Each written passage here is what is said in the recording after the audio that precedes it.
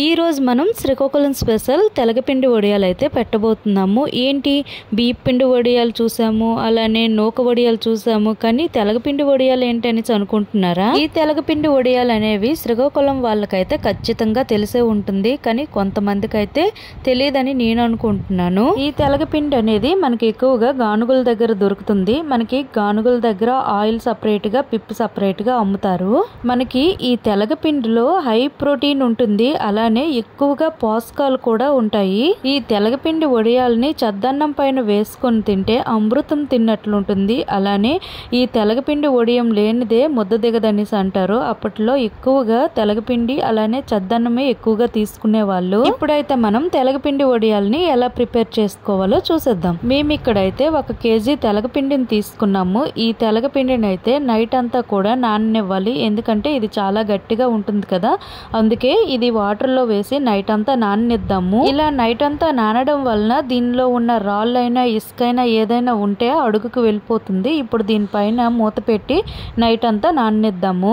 ఉదయం చూడగానే మనకి ఇక్కడ తెలగపిండి అయితే ఈ విధంగా తయారైంది కదా. ఇప్పుడు దీన్ని ఏం చేయాలంటే ఒక పల్చటి క్లాత్ తీసుకుని ఆ క్లాత్ లో ఈ పిండిని అంతటిని కూడా వేసుకోవాలి. ఇలా క్లాత్ లో వేయడం వలన పిండి అంతా క్లాత్ లో ఉండిపోయి వాటర్ అంతా క్రిందకి వెళ్ళిపోతుంది. ఇప్పుడు ఈ పిండి ఉన్న క్లాత్ ని ఒక మూటలా కట్టి చెట్టుకి కట్టైనా ఉంచొచ్చు, లేదంటే దీనిపైన ఒక రాయి బరువు పెట్టి ఉంచడం వలన ఏమవుతుందంటే ఇందులో ఉన్న వాటర్ అంతా కూడా కిందకి వెళ్ళిపోతుంది. చెట్టుకి కట్టడం వల్ల ఏమవుతుందంటే చుక్క చుక్క పడి వాటర్ అంతా కూడా కింద పడిపోతుంది.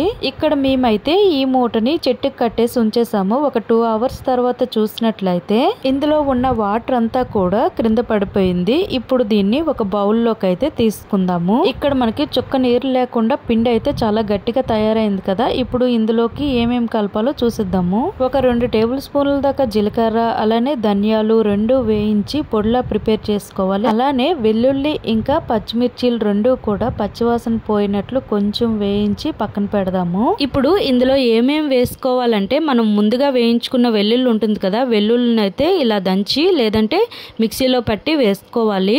అలానే కొంచెం అల్లం తీసుకొని దాన్ని కూడా పేస్ట్ లా ప్రిపేర్ చేసుకొని వేసుకోవాలి.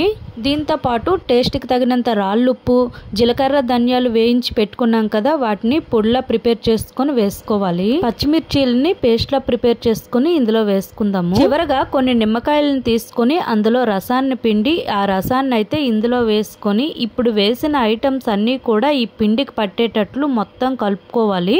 కలుపుకున్న తర్వాత దీనిపైన మూత పెట్టి ఒక 2 అవర్స్ పాటు ఉంచేద్దాము. 2 అవర్స్ తర్వాత ఇక్కడ మనకి తెలగపిండి అయితే రెడీ అయిపోయింది. ఆ గడ్డుప్పు అంతా కూడా కరిగిపోయింది. ఇప్పుడు వీటిని ఒక కవర్ పైన అయినా లేదంటే రైస్ సంచులు ఉంటాయి కదా, సంచుల పైన అయినా చిన్న చిన్న ఉండల్లా చేసుకొని ఇలా ప్రిపేర్ చేసుకోవాలి. మనం రౌండ్ గా కావాలంటే రౌండ్ గా, లేదంటే ఇలా కావాలంటే ఇలా అయినా ప్రిపేర్ చేసుకోవచ్చు. ఇక్కడ చూపించిన విధంగా ముద్దను అంతటినీ కూడా ఇలా ప్రిపేర్ చేసుకొని పెట్టుకుందాము. ఇలా చేసుకున్న తర్వాత ఈ వడియాలన్నింటినీ కూడా ఒక 3 డేస్ అయినా సరే ఎండనివ్వాలి. ఇలా ఎండిన తర్వాత మనకు వడియాలు అయితే ఇలా ప్రిపేర్ అయ్యాయి కదా, వీటిని మనం స్టోర్ చేసుకోవచ్చు. ఇంతేనండి, తెలగపిండి వడియాలు అయితే రెడీ అయిపోయి. వీలైతే మీరు కూడా ఒకసారి ట్రై చేసి చూడండి. మీకు గనుక ఈ వీడియో నచ్చినట్లయితే లైక్ చేయండి, షేర్ చేయండి, సబ్స్క్రైబ్ చేసుకోండి.